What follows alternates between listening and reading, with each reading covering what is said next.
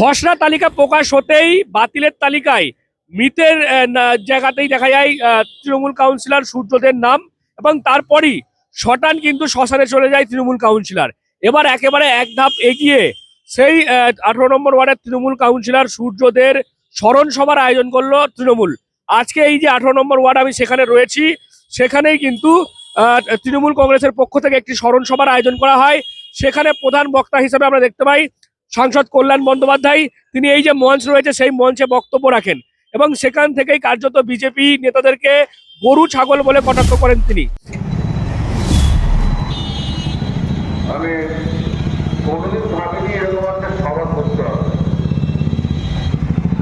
বা বাংলার মানুষও কখনো বলেনি যে এরকম একটা সভার আয়োজনও করা যায় বা এরকম একটা সবাই থাকতে হবে। তার কারণ হচ্ছে যে এই ওয়ার্ডের যে কাউন্সিলর সূর্যদেব, তাকে ইলেকশন কমিশন মেরে দিয়েছে, মৃত বলে ডিক্লেয়ার করেছে।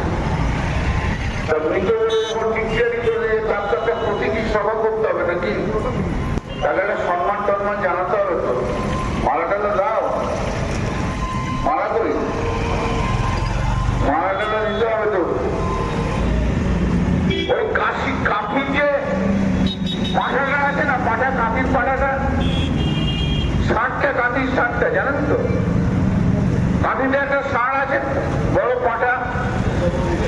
সেই বড় পাঠাটা বলেছিল না 1 লক্ষ রোহিঙ্গা আছে, 1 কোটি রোহিঙ্গা আছে বলেছিল না? কাফির পাঠা ঘুরে বেড়াচ্ছে আর সব জায়গায় বলে 1 কোটি রোহিঙ্গা আছে, বার করে দেবো, বার করে দেবো।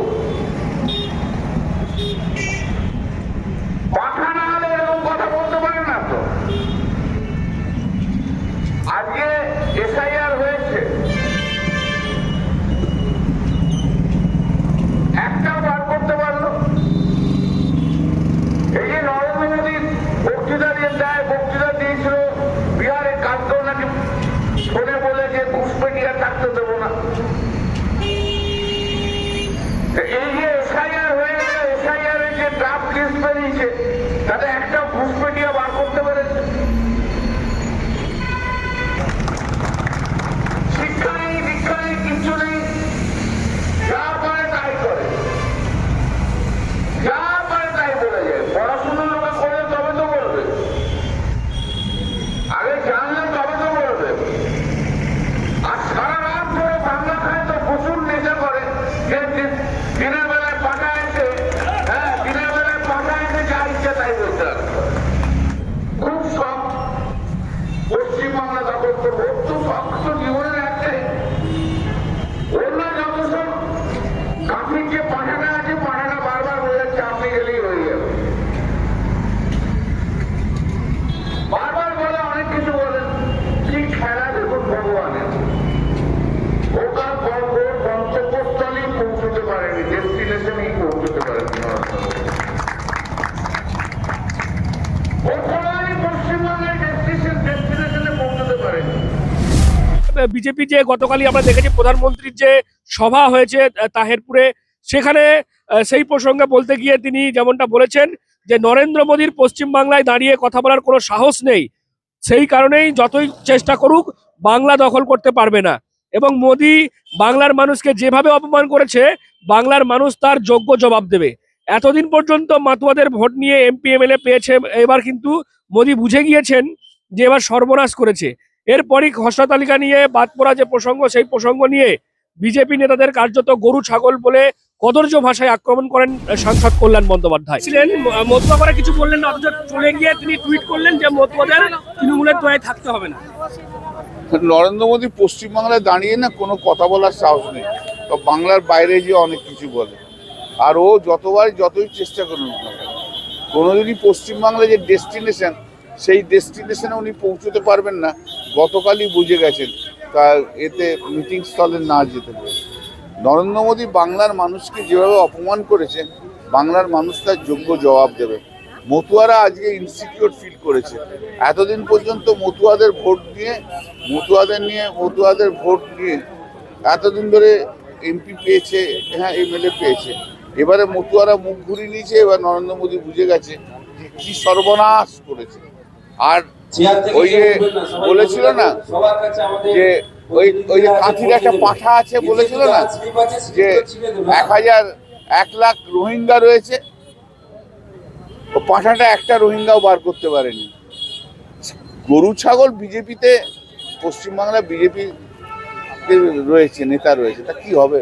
এর আগে আমরা দেখেছিলাম তৃণমূল কাউন্সিলরের নাম বাদ পড়ায় শ্মশানে গেছিলেন, আজকে এক ধাপ এগিয়ে তৃণমূল জীবিত কাউন্সিলরের স্মরণ সভা করলো, কিভাবে আপনারা দেখছেন বিষয়টা? কে এসেছিল স্মরণ সভায়? সাংসদ কল্যাণ বন্দ্যোপাধ্যায়। শুনুন, ভোটার লিস্টে মৃত বলে দেখিয়েছে, সেটা বিএলওর ফল্ট বা ইয়ারোর ফল্ট।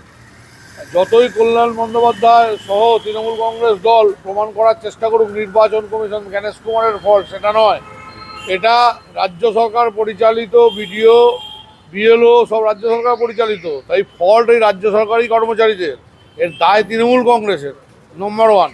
আর নাম্বার 2, একটা জীবিত ব্যক্তি যার বাবা মা বেঁচে আছে, যার স্ত্রী আছে, সন্তান আছে, তার এভাবে কন্ডোলেন্স করা, এটা তো আমাদের হিন্দু সভ্যতায় এটা নেই।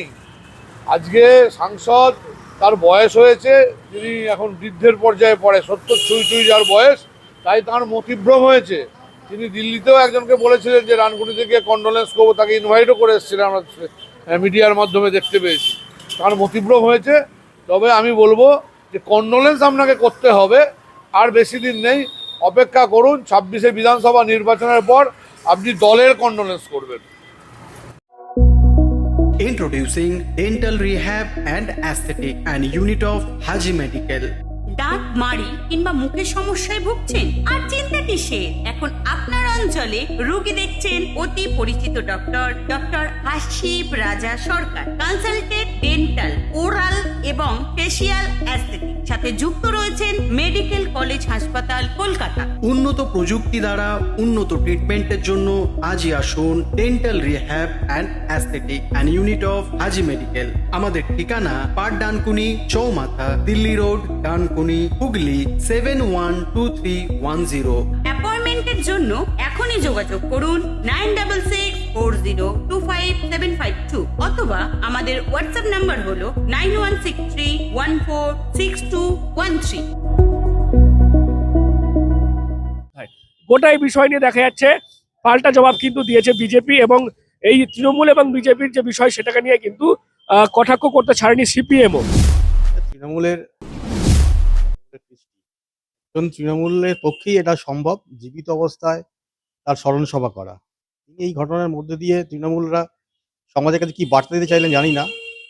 কাউন্সিলর তিনি জীবিত আছেন, তার পরিবার পরিজন আছেন, তার বৃদ্ধ বাবা মা আছেন, কি সন্তান আছেন, এর মধ্যে দিয়ে কি বার্তা দিতে চাইলেন এটা আমার বোধগম্য হলো না।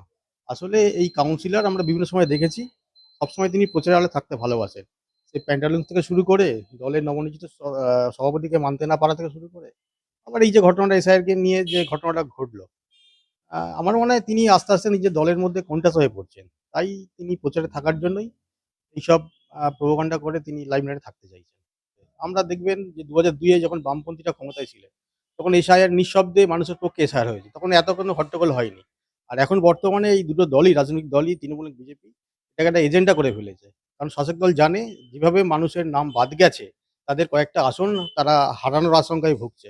এই মানুষের উন্নয়নের প্রশ্নে মানুষ তাদের ভোট দান করবে সেই বিষয়ে তাদের মধ্যে দ্বিমত আছে। সেই জন্যই তারা মানুষকে ভুল বোঝানোর জন্য বিভিন্ন সময় বিভিন্ন রাজনৈতিক এজেন্ডা করে বিভ্রান্ত সৃষ্টি করতে চাইছে।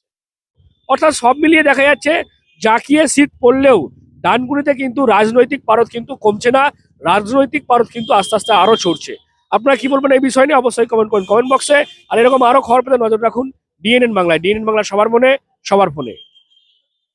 বাড়ি হোক কিংবা অফিস, কিচেন হোক কিংবা বাথরুম, সবকিছুই মনের মতো করে সাজাতে আজই আসুন আল আমিন মার্বেল হাউস। এখানে নামি দামি এবং গুণগত সম্পন্ন মানের টাইলস, মার্বেল এবং গ্রানাইটে রয়েছে প্রচুর সম্ভার। আমাদের ঠিকানা আল আমিন মার্বেল হাউস, গ্রাম মুকুন্দপুর, পোস্ট মশাট, জেলা হুগলি, পিনকোড 712701। আমাদের কন্ট্যাক্ট নাম্বার 7319093272, এছাড়া 7063845499। সাবস্ক্রাইব করুন ডিএনএন বাংলা, ফলো করুন এক্স, ইনস্টাগ্রাম ও ফেসবুক পেজ ডিএনএন বাংলা। সবার মনে, সবার ফোনে।